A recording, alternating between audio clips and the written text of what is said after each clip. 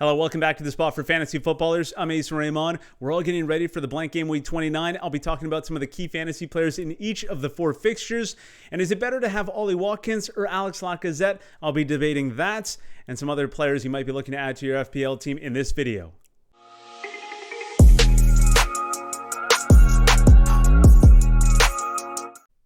All right, first match, Fulham versus Leeds. Defender Joachim Anderson for Fulham, very good in recent weeks. A 4-point average in his recent 4 games. And the best offensive weapon for Fulham, still Ademola Lookman. Hasn't scored in a little while, but 2.25 in his last 4 games.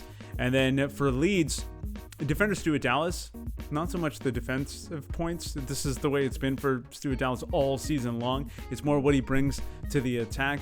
And he's averaging 6 points in his last 4. And then Raphinha, still probably their best attacker right now, coming off that 0-0 draw against Chelsea. So that's not ideal, but Chelsea's tough to score on right now. So take that for what it's worth. Raphinha, a good player to play in this matchup. If anyone's to score against Fulham, I think it'd be Raphinha. All right, moving on to Brighton and Newcastle. Brighton, this could go 0-0, right? Let's be honest. Leandro Trossard, though, has scored recently for Brighton. He's averaging 4 points in his last 4. Lewis Dunk scoring as well in the most recent match. So he's averaging 4 points in his last 4.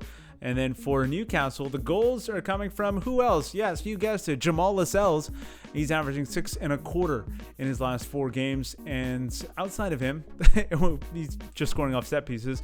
Be Joe Willock, who I would think might be able to muster something in their attack. Otherwise, it's pretty slim pickings for their offensive options right now in Newcastle. All right, then to West Ham and Arsenal.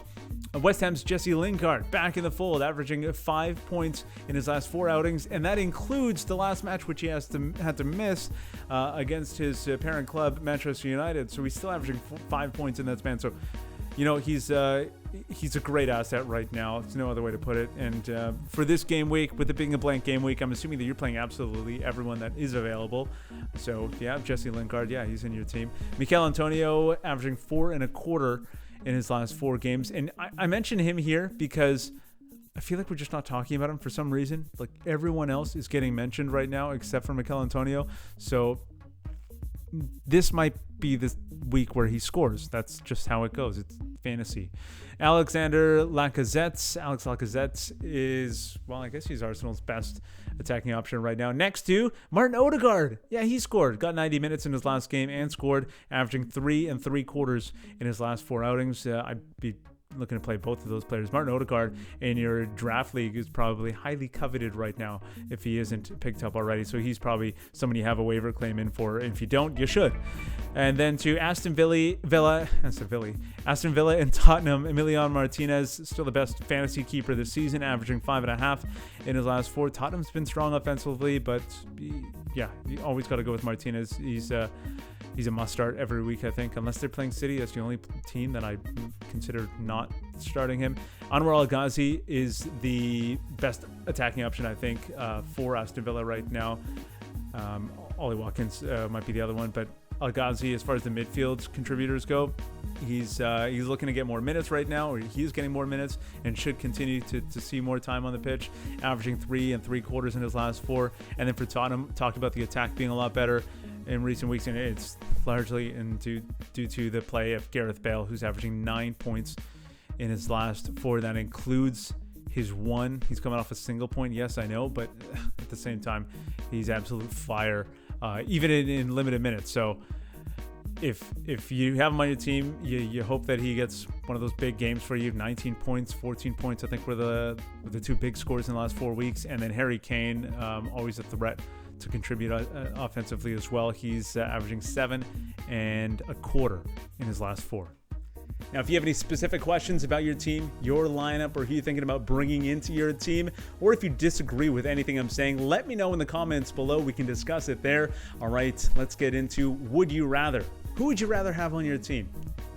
First up, let's start with a couple of keepers. Would you rather have Illan Meslier of Leeds or Fulham's Alphonse Areola? I actually have both of these players on one of my teams, so I'll just tell you what I'm doing. Well, Meslier has been very good in recent weeks, averaging 8 points in his last 4. I'm going with Areola because Fulham have just been better defensively in the past 2 months, with 5 clean sheets in their last 8 matches. All right, what about West Ham's Issa Diop or Jamal Lascelles of Newcastle? Would you rather have Diop, the West Ham defender, or Jamal Lascelles, who has scored twice in his last 4 games and is Newcastle's best bet to score right now? Also, the opportunity to obviously get the clean sheet. Newcastle playing more conservative, not opening things up as much. So that's where I'd be leaning in this one. I'm going with Jamal Lascelles, Newcastle man, between those two. Now, would you rather have Lucas Moura or Leandro Trossard of Brighton? While I've been impressed with the play of Trossard recently, I'm more encouraged by the situation that Moura is in now with the injury to Son Heung-min. So yeah, easily going with Moura at this point. And Trossard coming off a goal, so that's great. He's trending upwards, but yeah, Moura just in a better position right now. Moving on then, would you rather have Raphinha or Martin Odegaard? And I know Odegaard is the hot ticket right now. Everyone wants to grab him, especially off waivers. But Raphinha is still strong. He's coming off that tough match against Chelsea. I expect him to break out again. Potentially get a goal or an assist. I know I had Alphonso Ariel there earlier on, but if anyone to score for Leeds, I would say it's Raphinha, or at least comes through Raphinha. He's a big part of their attack. Now, would you rather have Alex Lacazette or Ollie Watkins? That's the one I teased at the top of the video, and it's a tricky one for me because Lacazette takes the pens. And he scores an open play as well. He's an all-around decent player, and he's on the pitch for Arsenal a lot. But Ollie Watkins has been a very good forward, a very good striker for most of this season. Is dipped recently, and in large part due to the absence of Jack Grealish. So I've been struggling with this one. Bit of a toss-up for me. I think I'm going to lean towards Alex Lacazette. I'm going to go with Arsenal's Lacazette for this one. And finally, would you rather have Michael Antonio or Josh Maja? It would have been a no-brainer, obviously, a few weeks ago, taking Antonio. But for whatever reason, people aren't talking about him as much. And Josh Maja, well, I for one have been all over Josh Maja recently and picking him every week, which is why I'm not going to do it this week and go the other way. See if Maja maybe comes through this week. But anyway, I'm going to go with Michael Antonio, the proven commodity, and just more consistency from him. Let's go with Antonio to outperform Maja. All right, that's it for the video. Hope you enjoyed it. Give it a like if you did. If you have any questions, comments, or anything you want to see in future videos, let me know in the comments below. Thank you so much for hanging out at the spot.